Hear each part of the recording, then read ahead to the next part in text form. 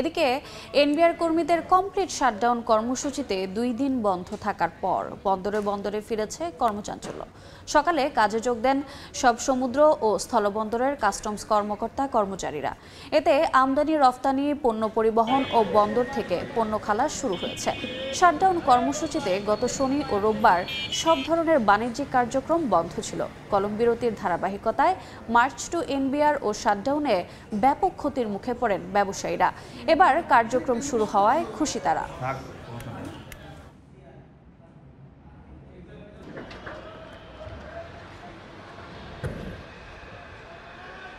আমাদের যতগুলা গাড়ি ঢুকে আছে সেগুলা ছাড় করার জন্য আজকে সকাল থেকে নাকি শুনলাম যে প্রত্যাহার করছে তাদের দাবি, সেই জন্য সকালে আসছি কাজ করার জন্য। কমপ্লিট শাটডাউনের কারণে আমরা 2 দিন থেকে কোনো কাজ করতে পারিনি।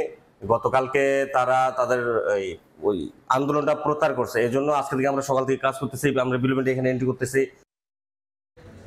এ বিষয়ে বিস্তারিত জানাতে চট্টগ্রাম বন্দরে আছেন সহকর্মী ফেরদৌস লিপি, হিলি স্থলবন্দরে আছেন শফিকুল ইসলাম এবং চাঁপাইনবাবগঞ্জ স্থলবন্দরে আছেন সহকর্মী জাহাঙ্গীর আলম। প্রথমেই যাচ্ছি ফেরদৌস লিপির কাছে।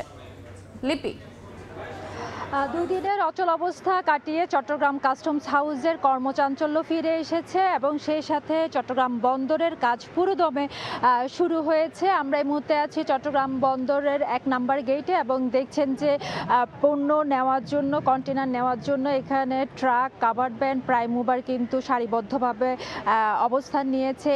এর সকাল থেকে আমরা দেখেছি যে পণ্য কিন্তু চট্টগ্রাম বন্দর থেকে ডেলিভারি নিয়ে একইভাবে বের হয়ে যাচ্ছে ট্রাক, কাভার্ড ভ্যান। অর্থাৎ চট্টগ্রাম কাস্টমস হাউসে কিন্তু গতকাল সন্ধ্যার পর থেকেই এই যে শুল্কায়ন, শুল্ক পরিশোধ, বিল অফ এন্ট্রি এবং বিল অফ এক্সপোর্ট সব ধরনের কাজ শুরু হয়েছে। ফলে বন্দরের যেই কন্টেনার ডেলিভারি সেই কার্যক্রম সন্ধ্যার পর থেকে শুরু হলো। আজকে সকাল থেকে কিন্তু পুরোদমে কাজ চলছে। পাশাপাশি কিন্তু অফ ডকগুলো থেকে রপ্তানিবাহী যে কন্টেনারগুলো আছে সেই কন্টেনারগুলো চট্টগ্রাম বন্দরে পৌঁছাচ্ছে। সঙ্গে সঙ্গে কিন্তু জাহাজীকরণের যে প্রক্রিয়া সেটা শুরু হয়ে গেছে এবং আমরা অনেক শিপিং এজেন্টের সাথে কথা বলেছি। তারা বলছেন যে 2 দিনের যে ভোগান্তি, সেই ভোগান্তি কাটিয়ে তারা আজকে সকাল থেকে বেশিরভাগই কাজের জন্য তারা কিন্তু চট্টগ্রাম বন্দরে এসেছেন। চট্টগ্রাম বন্দরের গেটগুলোতে চট্টগ্রাম কাস্টমস হাউসের যারা কর্মকর্তারা আছেন তারা ডেলিভারি সংক্রান্ত কিংবা জাহাজীকরণ সংক্রান্ত সেই কাজগুলো করছেন। ফলে তারা আশা করছেন গত 2 দিন ধরে যে অস্থিরতা, সেই অস্থিরতা কাটিয়ে কত দ্রুত আমদানি রপ্তানি অর্থাৎ পণ্য ডেলিভারি কিংবা জাহাজীকরণ করা যায় সেই আশা ব্যবসায়ীরা করছেন। যে ক্ষতি হয়ে গেছে সেটা কাটিয়ে উঠবেন। তো এই ছিল আমার কাছে চট্টগ্রাম থেকে সর্বশেষ। আমরা হিলি স্থলবন্দরের ব্যবস্থা জানতে চলে যাব আমাদের সহকর্মী শফিকের কাছে।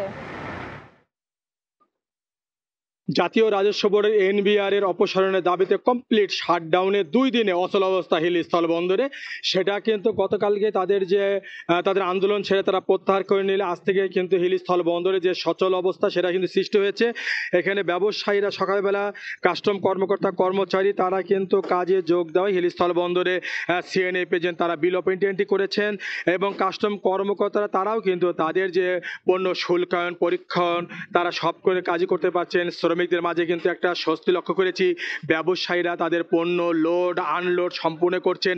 হিলি স্থলবন্দরে পণ্যবাহী ট্রাক ভারত থেকে আসছে।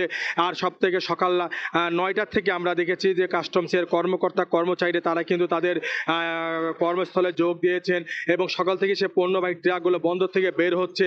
এতে করে ব্যবসায়ের মধ্যে কিন্তু আমরা একটা স্বস্তি লক্ষ্য করেছি।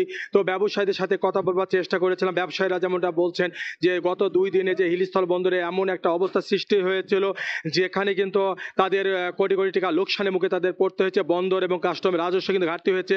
তবে কাস্টমের কর্মকর্তারা বলছেন যেটা তাদের ক্ষতি হয়ে গেছে তারা পার্ট টাইম, তারা অতিরিক্ত তারা সময় পার করবেন, ডিউটি করবেন। তাতে হয়তো ব্যবসায়ীদের হয়তো সে লোকসান, তাদের হয়তো ব্যবসায় হয়তো লোকসান হয়তো কমে আসবে। তো হিলি স্থল বন্দর ছিল আমার কাছে এতটুকু। চাঁপাইনবাবগঞ্জ সোনা মসজিদে আছেন আমাদের আরেক সহকর্মী জাহাঙ্গীর আলম, সে জানাবেন সেখানকার বিস্তারিত খবর। কমপ্লিট শাটডাউনের ফলে 2 দিনের যে অচল অবস্থা, যে স্থবিরতা, এই কার্যক্রম আসলে ঠেলে এখন এই কর্মচাঞ্চল্য শুরু হয়েছে চাঁপাইনবাবগঞ্জের সোনামুড়ি স্থলবন্দরে। আমরা দেখছি যে সকাল 9:50 থেকে ভারতীয় পণ্যবাহী ট্রাক বাংলাদেশে প্রবেশ করে এবং একই সময়ে বাংলাদেশি পণ্যবাহী যে ট্রাক সেটি আসলে রপ্তানি কার্যক্রমের উদ্দেশ্যে ভারতের উদ্দেশ্যে রওনা দেয় এবং ভারতে যায়। তো আমরা দেখছি রপ্তানি আমদানি কার্যক্রম শুরু হয়েছে এবং আমরা এই মুহূর্তে রয়েছি সোনামুড়ি স্থলবন্দরের পানামা পোর্ট লিমিটেডের ভেতরে। সেখানেও আমরা দেখছি এখানকার যে লেবাররা রয়েছেন তারা পণ্য খালাসে ব্যস্ত সময় পার করছেন। গত 2 দিনের যে স্থবিরতা, এর কারণে আমদানি রপ্তানি কারকরা বলছেন যে তাদের বিভিন্ন পণ্যের আসলে ফরমাইশ বাতিল হয়েছে, যে সমস্ত পণ্যের অর্ডার ছিল সেগুলো তারা সরবরাহ করতে পারেনি। কিন্তু এই মুহূর্তে কর্মচাঞ্চল্যতা দেখা গেছে সোনামুড়ি স্থলবন্দরে এবং কাস্টমস কর্তৃপক্ষের সাথে আমরা কথা বলেছি। তারা বলছেন যে এই যে অচল অবস্থা ছিল, টানা 2 দিনের যে সমস্ত পণ্যবাহী ট্রাকগুলো আটকে ছিল, তারা আজকে অতিরিক্ত কাজ করবেন এবং তারা বলছেন যে রাত 12টা পর্যন্ত তারা রাজস্ব কার্যক্রম অব্যাহত রাখবেন, যাতে করে যে সমস্ত পণ্যবাহী ট্রাকগুলো আটকে আছে দ্রুত যাতে খালাস করা যায় এবং বাংলাদেশে প্রবেশের অনুমতি দেওয়া যায়। আমরা দেখেছি বাংলাদেশের ভেতরেও প্রায় 30 থেকে 35টি পণ্যবাহী ট্রাক আটকে ছিল, সেগুলো আসলে যাওয়া শুরু করেছে। ভারতেও আমরা জানতে পেরেছি যে প্রায় 700টি পণ্যবাহী ট্রাক আটকা পড়ে আছে, সেগুলো আসলে দ্রুত যাতে খালাস করা যায়, দ্রুত যাতে বাংলাদেশের অভ্যন্তরে প্রবেশ করা যায়, সে বিষয়গুলো তারা তদারকি করছে। আমরা দেখছি যে এই মুহূর্তে ব্যস্ত সময় পার করছেন শ্রমিকেরা, তারা বিভিন্ন পণ্য ওঠানামার কাজ করছেন, খালাসের কাজ করছেন এবং এখানে যে সমস্ত পণ্যগুলো কাস্টমস কর্তৃপক্ষ বলছে যে পচে যাওয়া বা নষ্ট হয়ে যাওয়ার কোনো আশঙ্কা নেই। 2 দিনের অচল অবস্থা থাকলেও আসলে আমদানি রপ্তানি কার্যক্রম না হলেও তারা বলছেন যে বেশিরভাগ পণ্য যেহেতু পাথর, যার কারণে আসলে তেমন কোনো ক্ষতির সম্ভাবনা নাই। এই ছিল চাঁপাইনবাবগঞ্জের সোনামুড়ি স্থলবন্দর থেকে সর্বশেষ। সরাসরি যুক্ত ছিলাম চাঁপাইনবাবগঞ্জ হিলি স্থলবন্দর এবং চট্টগ্রাম বন্দরে।